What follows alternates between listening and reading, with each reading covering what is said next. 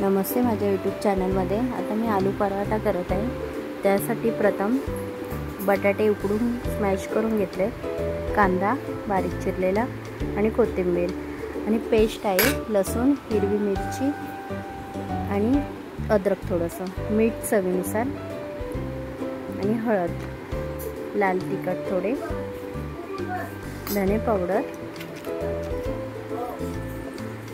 आणि गरम मसाला। आता हे छान असे मिक्स करून घेते, एकजीव करून घेते। हे सारण बघा, आता हे चपातीच्या गोल असं करून आतमध्ये सारण भरते,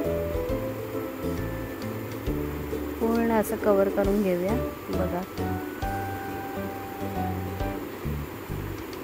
सारण भरलेले। आता मी ही चपाती लाटते, सावकाश सुकं थोडं पीठ घेऊन आपण हे गोल असे करून घेऊया पराठा। बघा चिकटत पण नाही आहे, थोडंसं लागतंय। आता हा मस्त असा तूप असं मस्त टाकून खरपूस असं भाजून घेऊया पराठा।